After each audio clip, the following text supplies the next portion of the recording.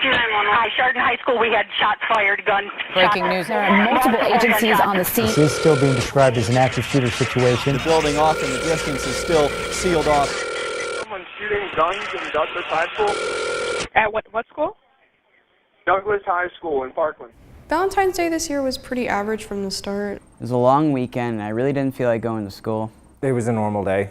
It was a pretty normal day. Pretty much a normal Monday. It was just a normal day. It was very cold outside. It was October in Minnesota, a little bit chilly, had a jacket on. A beautiful Thursday morning in May. Quiet in there as usual. It was an abnormally quiet day in my classroom. It was first period of the day. At the time it was my boyfriend's birthday, so I showed up early. We actually debated skipping the class altogether. I just come back from gym. I was going up to my classroom the end of the day. At the end of the class, I gave everybody their grades. It was, I think, a few minutes before school was about to end. For whatever reason, I forgot my wallet. And that's what led to three of us deciding to just go for a walk outside the school. And upon leaving the building, that's when we ran into both the shooters. All of a sudden, there's one loud bang. We heard this loud, like, bang, bang, bang. An explosion went off. I figured that somebody had done something really stupid and brought in like firecrackers. And I thought, who is shooting a firecracker in my class? It sounded like firecrackers. Well, to me, like fireworks. It was a .22 handgun, and I knew nothing about .22 handguns until I was shot with Every one. gun they used was a 9mm except for the shotgun. Walther .22 and a Glock 9mm. It was an AR-15. I know now it was a revolver. A .22 rifle. It was a Kel-Tec P11. I think it was a lot of my bag. That's what they do. I was throwing it Because I'm not a gun person.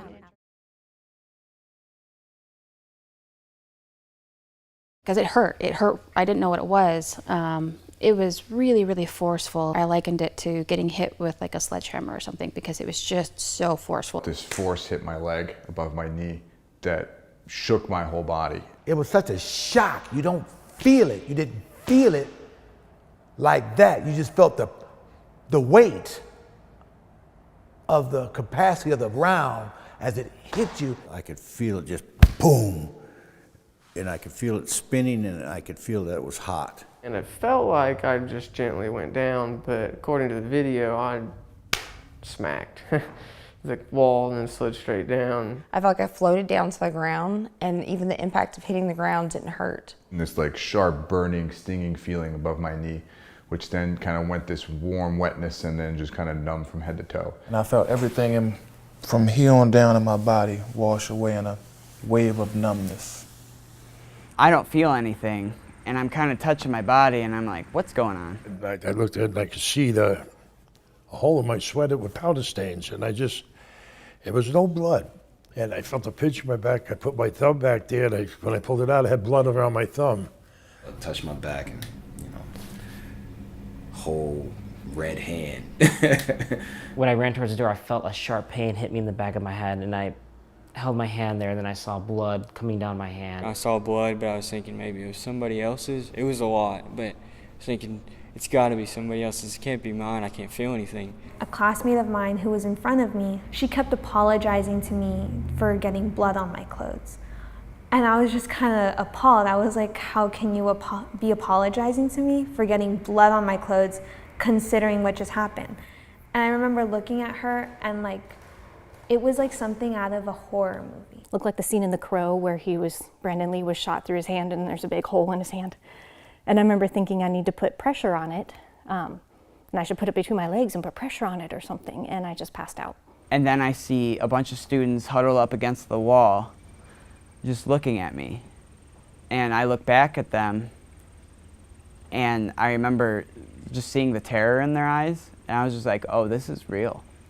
This is a thing. Coupled with the smell of the propellant smell of the gunpowder, which smelled to me like fireworks, kind of all came full circle, and I realized I just got shot. Like, this is really happening. Right then, I must have went into shock because I fell to my knees, and I just said, because I was being, watched by 16 major league clubs, I said, oh, there goes my career. That's what I said. There it goes.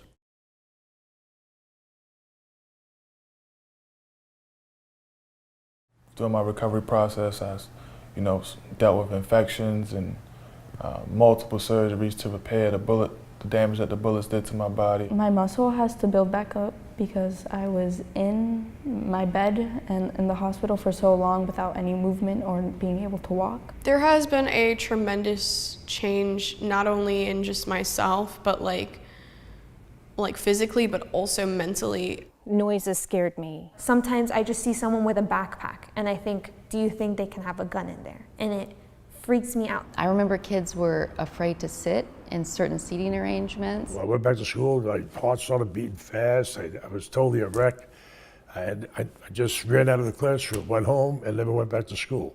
I wanted to get out of there as fast as possible. It wasn't warm, it wasn't home anymore. They weren't friends anymore. It was just intrusive. I was surviving and I was learning how to cope with my new injuries, all while still trying to deal with the death of one of my best friends. I liked playing soccer, and that I knew that wasn't going to be an option anymore. I was in choir, and we did a production in the spring where we danced and sang, and I could still do that, but I have to do it from a wheelchair. My whole world had just been exploded, basically. We had a lot of media in, which, I mean, they would be camping out on people's front lawns. They would be showing up in our hospitals pretending to be friends and families and doctors. As tragic as all these events are, right? There really is a great aspect of humanity you get to see after that. The community of Paducah built a wheelchair accessible addition onto our home. We had a band donated to us. Everybody pulled together, red ribbons on every tree. It was crazy. I remember leaving the hospital and going home, and we took a quick tour around Chardon because it was like, we're all just staring out the windows, just mesmerized. The day the incident occurred will never leave my mind, and it always becomes worse on the 5th of October of the day that it happened, and any type of school shooting. The major one that really affected me big time was Columbine. Especially with the shootings and stuff in the media, it's hard sometimes because if they relate back to, or if they start reminding people of of our shooting, then it kind of stacks up and it makes for a bad week. You know, it's hard. You can never just go back and just shove it in the back and say, I'm over it, I'm done, I'd like to move on, because something like that keeps happening again. The flashbacks that I had, I mean, it was terrible. You know, I'd just be driving the car and I could see the guy's face. I could see him coming out of the thing. I could see, I'm not driving, I don't see the road. I'm just seeing this in Technicolor. Those scars that are on a body, they're internal for life. I still have the bullets in me to this day, 14 years later. The one thing now, 11 years later, that I'm dealing with is lead poisoning. You're scared to live up and be someone that would be disappointing to somebody because your life was supposed to be meaningful, because you got an extension on this life and you're supposed to make something of it. What are you doing? Are you an innocent bystander, or are you actively employed in that game of death? If I had any advice for a school shooting survivor or a future school shooting survivor, surround yourself with your friends and family.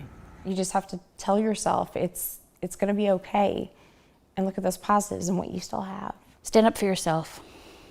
Take some time. Tell them, no, I'm not ready for this. No, I'm not ready to go back to school. No, I'm not ready to leave the house today, because I want to sit on the couch and eat popcorn and be in my pajamas and not have to deal with people.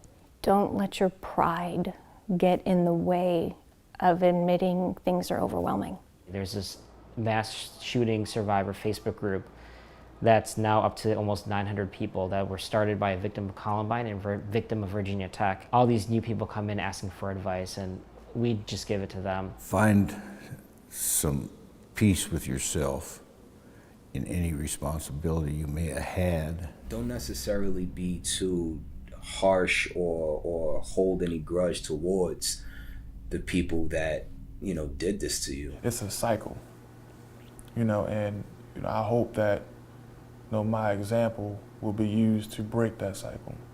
I think the survivors, they need to tell their stories on how they feel about their experience. Us folks, we're a part of a club that we didn't want to join.